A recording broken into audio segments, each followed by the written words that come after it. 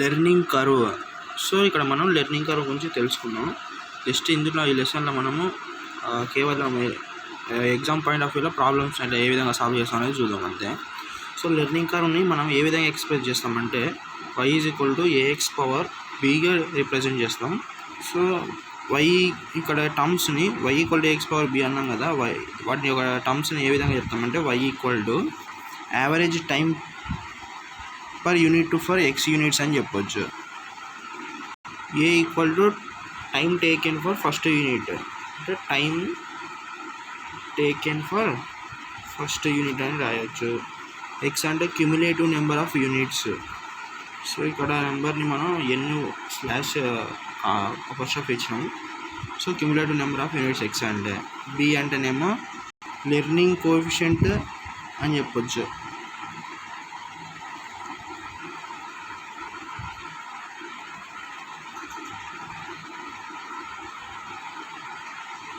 So learning coefficient నార్మల్గా మనం problematic solve చేసినప్పుడు ఏవేవి కాలమ్స్ వస్తాయంటే లెర్నింగ్ కర్వ్లో నార్మల్గా వచ్చే కాలమ్స్ నెంబర్ ఆఫ్ యూనిట్స్ వస్తాయి ఫస్ట్ కాలంలో.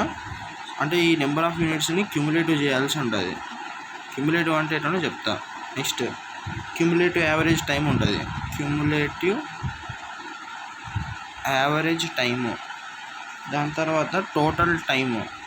So total time in hours అని చెప్పొచ్చు. దీన్ని టోటల్ టైం ఇన్ అవర్స్లో ఇస్తాడు మ్యాక్సిమం క్వశ్చన్లలో.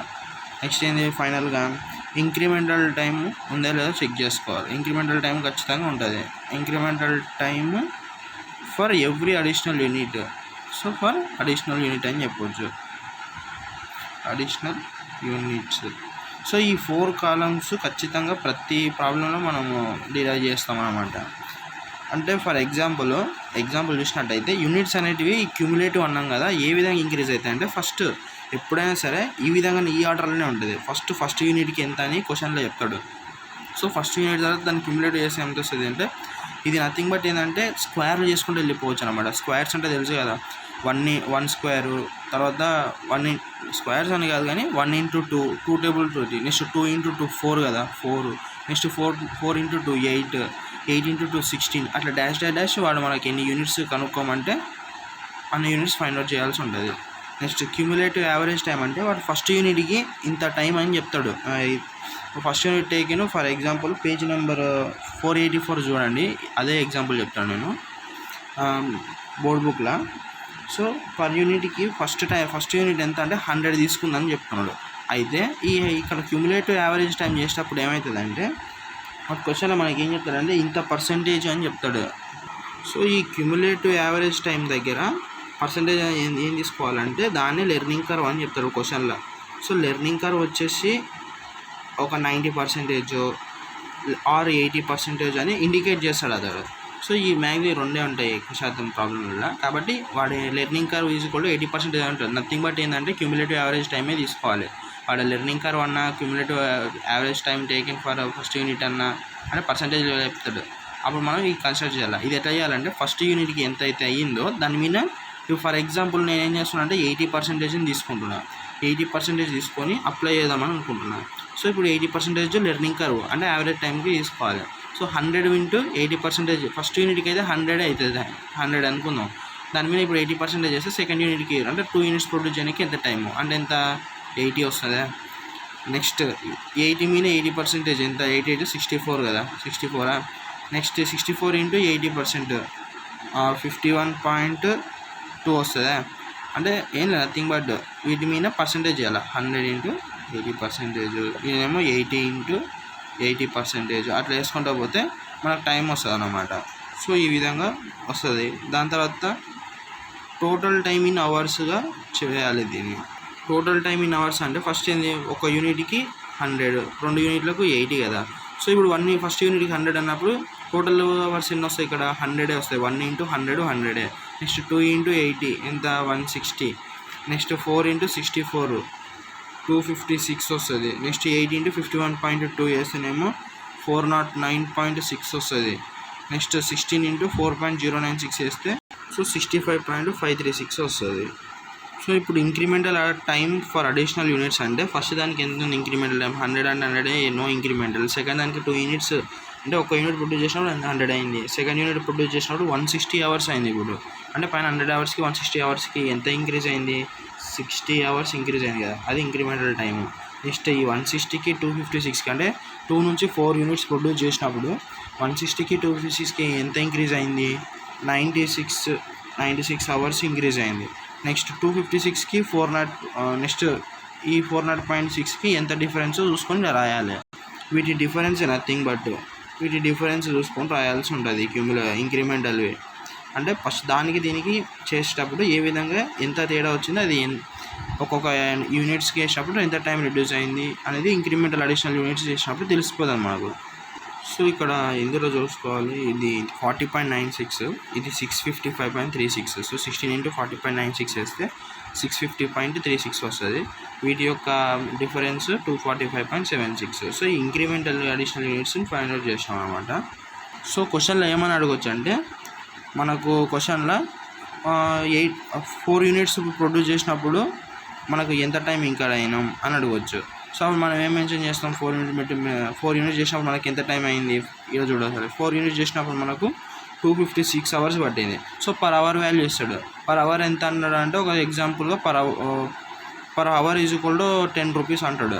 సో 4 యూనిట్స్ ప్రొడ్యూస్ చేయడానికి ఎంత కాస్ట్ అంటాడు. సో 4 యూనిట్ ప్రొడ్యూస్ చేయడానికి మనకు 256 అయింది కాబట్టి 256 అవర్స్ ఇంటూ 10 వేయాలి.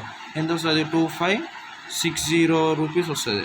సో ఈ విధంగా క్వశ్చన్ అడుగుతాడు. లేదా నెక్స్ట్ ఏమంటాడు అంటే, 16 యూనిట్స్ ప్రొడ్యూస్ చేయడానికి ఎంత టైం పట్టింది అంటాడు. 16 యూనిట్స్ దగ్గర మన టోటల్ అవర్స్ ఎన్ని, 655.636 కదా. సో 16 యూనిట్స్ దగ్గర ఎంత టైం పట్టిందని చూద్దాం. ఎంత అవర్స్ ఎన్ని మొత్తం, 655.36. 650.36 ఇంటూ 10 వేద్దాం. ఎంత వస్తుంది, 653.6 రూపీస్ వస్తుంది. ఈ విధంగా ఫైండ్ అవుట్ చేయాలి. ఇంకా కొన్నిసార్లు ఏమంటారంటే, ఈ 4 యూనిట్స్కి 16 యూనిట్స్ మధ్యలో 16 యూనిట్స్ డిఫరెన్స్ ఎంత ఉంది, 12 యూనిట్స్ కదా. సో ఏమంటాడంటే, find out the 12 units value అంటాడు. మనమేమో ఇందులో చూస్తాం, ఈ రోలో చూస్తే 12 యూనిట్స్ కనబడదు. అప్పుడు ఏం చేయాలో అర్థం కాదు. అప్పుడు ఏం చేయాలంటే, ఏ దాని నుంచి ఏ యూనిట్ని అంటే ఎన్నో యూనిట్ నుంచి ఎన్నో లెవెల్ యూనిట్ తీసేస్తే మనకు 12 యూనిట్స్ వస్తుంది చూడాలి. సో ఇప్పుడు 16 - 4 చేస్తే ఏమొస్తుంది, మనకు 12 యూనిట్స్ వస్తుంది కదా. అంటే ఈ 16 నుంచి ఈ 4ని తీసేయాలి. అంటే ఇప్పుడు ఎంత, ఫర్ 12 యూనిట్స్ ప్రొడ్యూస్ చేయాలంటే 16 యూనిట్స్ దగ్గర నుంచి -4 యూనిట్స్ తీసేయాలి.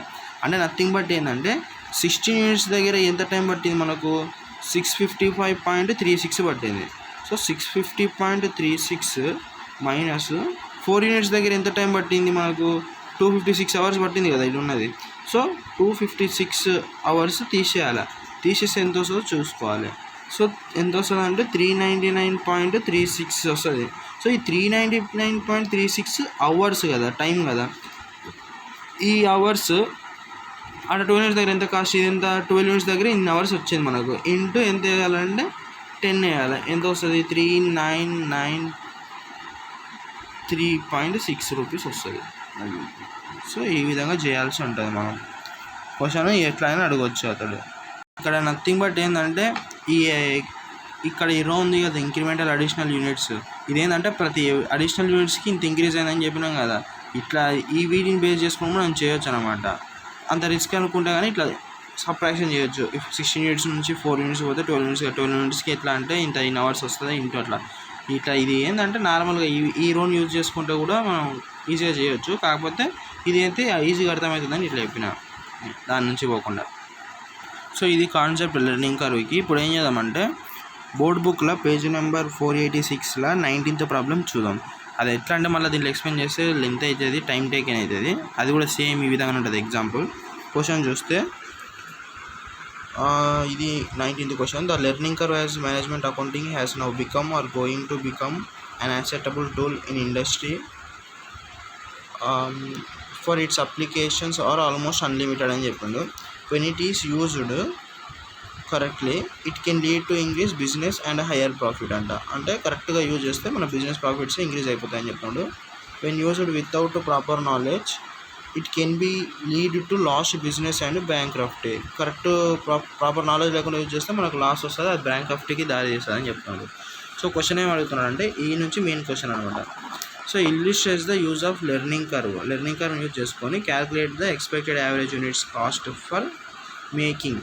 So expected average cost of units ఎంత 4 మిషన్స్ ఉన్న దగ్గర ఏ విధంగా 8 మిషన్స్ అంటే 2 ఆప్షన్స్ ఇచ్చింది. 4 మిషన్స్ ఉంటే ఎట్లా, 8 మిషన్స్ ఉంటే ఎట్లా, వాటిని యూజ్ చేసుకొని వాటి దగ్గర ఎన్ని యూనిట్స్ ప్రొడ్యూస్ చేస్తాం ఫైండ్ అవుట్ చేయమన్నాడు. సో ఇప్పుడు కింద ఇచ్చిన డేటా చూద్దాం. Using the data below. Data ఏమి ఇచ్చిందంటే, డేటా అంటే ఇన్ఫర్మేషన్ కదా. సో అలా direct labour needed to make first machine. So first మిషన్కి ఎంత ఇచ్చిండు, 1000 hours ఇచ్చిండు. లెర్నింగ్ కర్వ్ అంటే ఏంది, యావరేజ్ టైమే కదా ఫస్ట్ దానికి. సో 90% ఇచ్చిండు learning curve. Next direct labour cost ఎంత, 15 rupees per hour.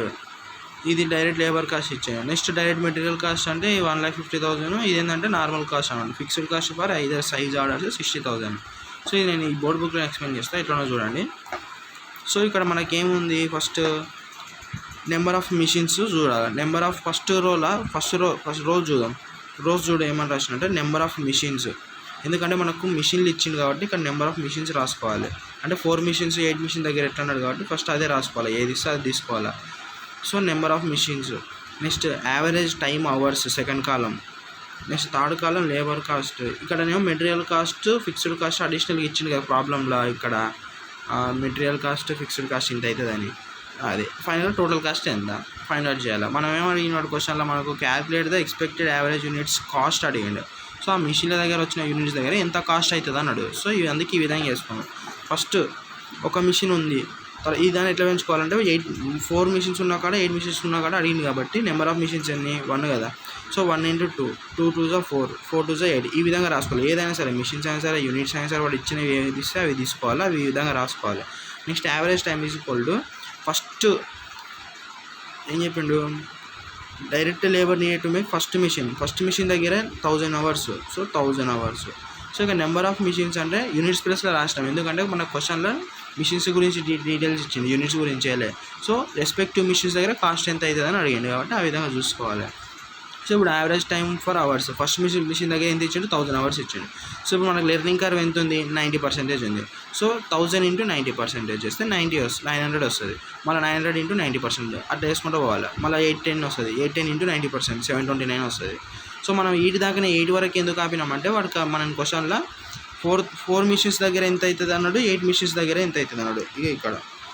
సో అందుకు మనం 8 దగ్గర ఆపేసాం, మనకు సఫిషియన్సీ అయిపోతుంది. ఒకవేళ ఇంకా వాడు 8 × 2 = 16 కదా. నెక్స్ట్ 60 మిషన్స్ దగ్గర ఎంత అవుతుంది అంటే ఆడ కనుక్కోవాలి.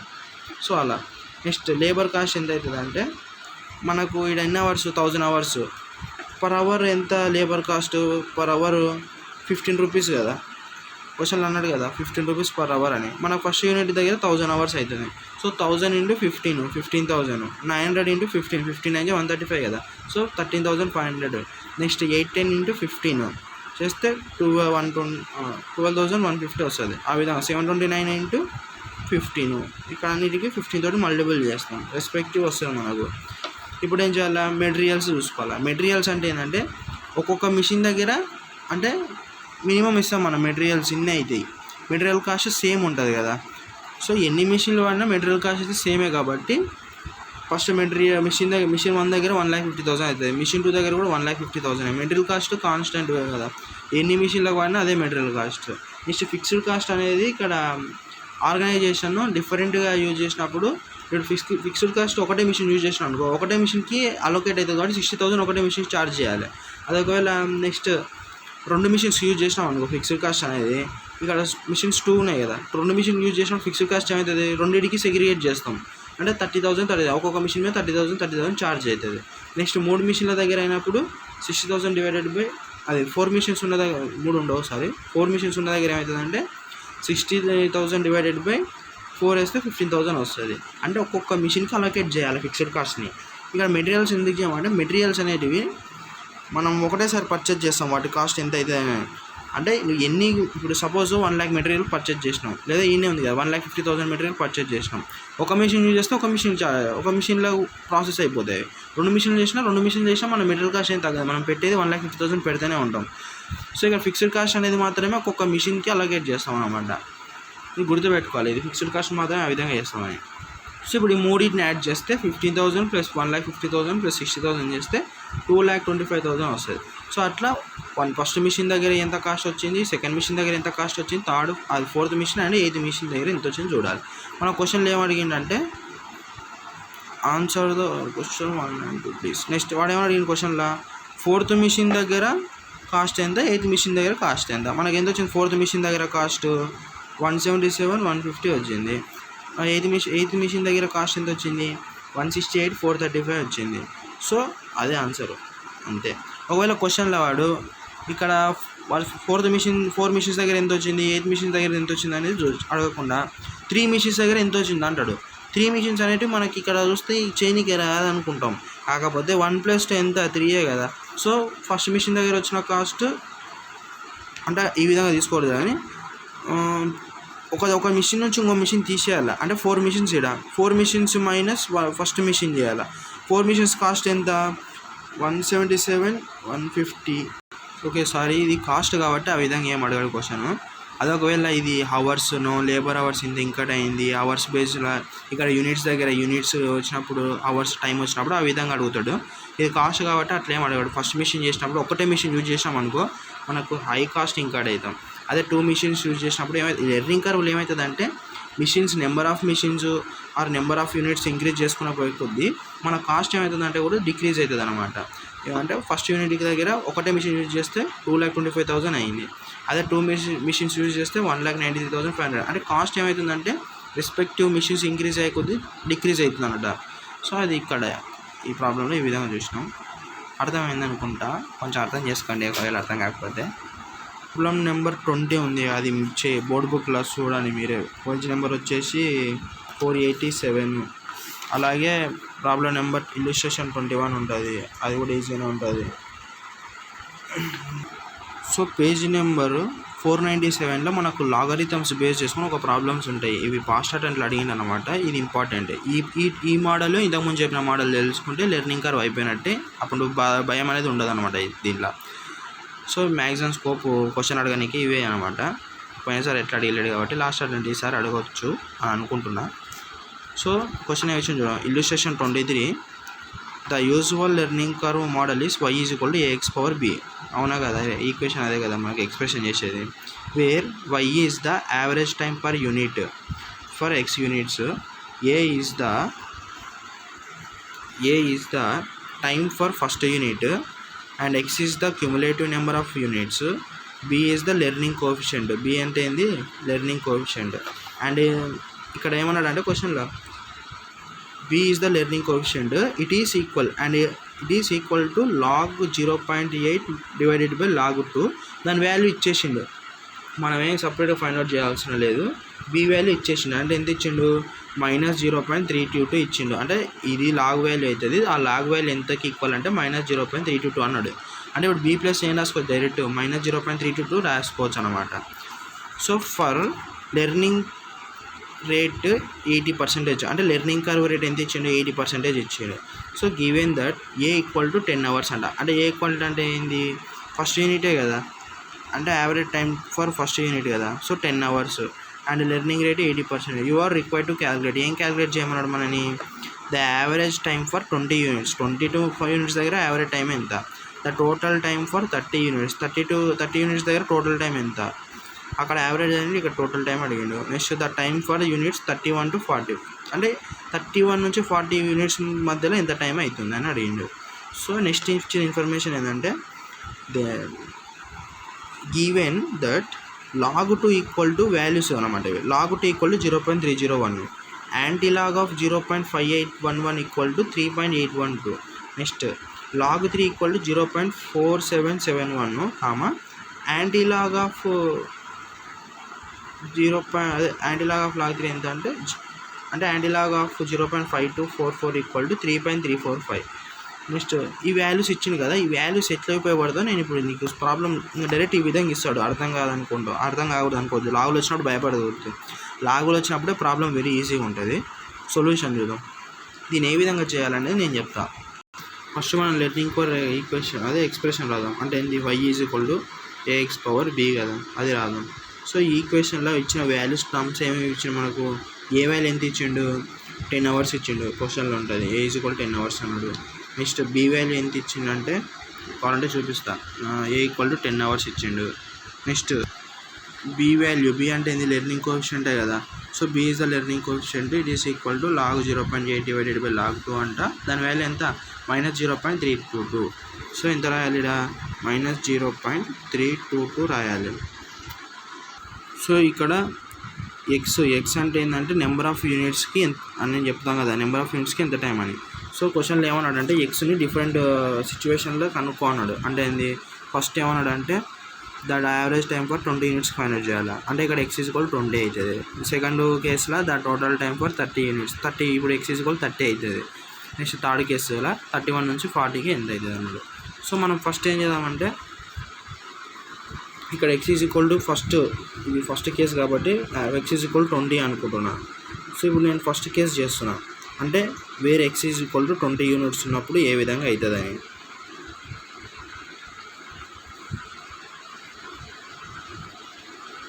So x is equal to 20 units. కొంచెం కెమెరా బాగాలేదు. సో ఈ ప్రాబ్లం స్టార్ట్ చేసే ముందర అసలు లాగ్ వాల్యూస్ కొన్ని మనకు తెలిసి ఉండాలన్నమాట. ఇది కొంచెం ఇంకా తప్పదు మ్యాథమెటిక్ పరంగా. సో ఇప్పుడు లాగ్ ఏబీ ఉందనుకున్నాం. ఏబీ అంటే ఏంది, ఏ ఇంటూ బి, ఏం లేదంటే నేను మధ్యలో ఇంటూ అన్నట్టు. So log AB is equal to ఏమొస్తుంది అంటే log A plus log B వస్తుంది అన్నమాట.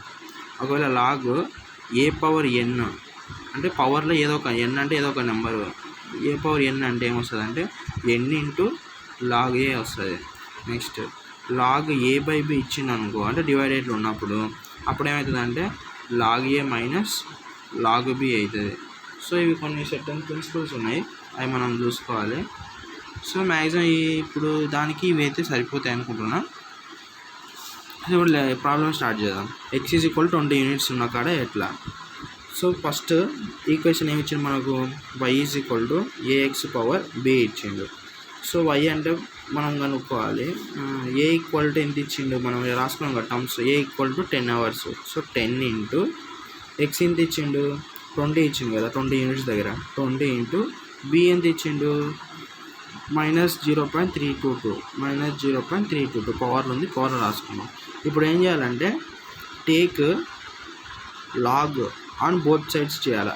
లాగ్ ఆన్ బోత్ సైడ్స్ చేసాం అనుకో ఏమొస్తుంది, log y equal to log 10 into 20 power -0.322 వస్తుంది. సో లాగ్ y ఇవతల పక్క సేమ్ ఉంటుంది, ఏం కాదు. సో ఇక్కడ పవర్ ఉన్నది కిందికి రాలా, అంటే ఇక్కడ ఫార్ములా ఏం రాసినాం, లాగ్ ఏ పవర్ ఎన్ అంటే equal to N into log A రాసినాం. సో ఇప్పుడు ఇలా పవర్లో ఏముంది -0.322 కదా. ఓకే అది ముందర అదే తీసుకొచ్చే ముందర ఫస్ట్ ఏంది, ఈ రెండు మల్టిపుల్ ఉన్నాయి కాబట్టి ఈ మల్టిపుల్ ఉన్నదాన్ని మనం స్ప్లిట్ చేయాలి. అంటే లాగ్ ఏబీ ఫామ్లో ఉంది, అంటే లాగ్ 10 ఇంటూ 20 ఉంది కదా. So log AB equal to log A plus log B కదా, ఆ విధంగా రాదాం. First log 10 plus log 20 into పవర్లో 20 పవర్ -0.322 ఈ విధంగా వస్తుంది. First log A plus B principle use చేసినాం ఇక్కడ. Next log Y equal to log 10 plus ఇప్పుడు ఏమైంది, లాగ్ ఏ పవర్ ఎన్ ఫామ్లో ఉంది. So log A power N అంటే ఎన్ లాగ్ ఏ. సో ఇప్పుడు ఎన్ అంటే ఇది కోఎఫిషియంట్, అది పవర్ ఉన్నది కదా ముందరకు వస్తుంది, అంటే ఎంత -0.322 ఇంటూ లాగ్ 20. సో ఇప్పుడు వాల్యూ ఏమవుతుంది అంటే log Y equal to log 10 minus plus into minus కాబట్టి మైనస్ బ్రాకెట్ ఓపెన్ చేస్తే మైనస్ అవుతుంది, 0.322 లాగ్ 20 అవుతుంది. Next log Y equal to log 10 minus 0.322 ఈ లాగ్ 20ని ఏం రాయొచ్చు అంటే లాగ్ 2 ఇంటూ 10 రాసుకోవాలి. మొత్తానికి ఏం చేయాలి అంటే ఈ విధంగా మొత్తానికి 10 వచ్చేటట్టు చూసుకోవాలి. ఒకటన్న బేస్ ఈ వాల్యూని 10 బేస్ వచ్చేటట్టు ఇంటూ ఇప్పుడు 30 ఉందనుకో 3 ఇంటూ 30, అది 3 ఇంటూ 10 30 అవుతుంది. ఒకవేళ 40 ఉంటే 4 ఇంటూ 10, అంటే మొత్తానికి 10 బేస్ 10తో మల్టిపుల్ వచ్చేటట్టు చూసుకోవాలి. ఎందుకో నేను చెప్తా. So log Y equal to log 10 minus 0.322 ఇది ఇప్పుడు మళ్ళీ ఏ ఫామ్లో ఉంది, లాగ్ ఏ ఇంటూ బీలో ఉంది కాబట్టి మళ్ళీ డివైడ్ చేయాలి. లాగ్ 2 ప్లస్ లాగ్ 10 డివైడ్ చేయాలి. డివైడ్ చేసి next step log y equal to log 10 minus దీంతో దీన్ని మల్టిపుల్ చేద్దాం. ఎంత వస్తుంది 0.322. సో ఇక్కడ మనం వాల్యూస్ రాద్దాం. log 2 వాల్యూ క్వశ్చన్లు ఇచ్చింది మనకు చూసినట్టయితే క్వశ్చన్లో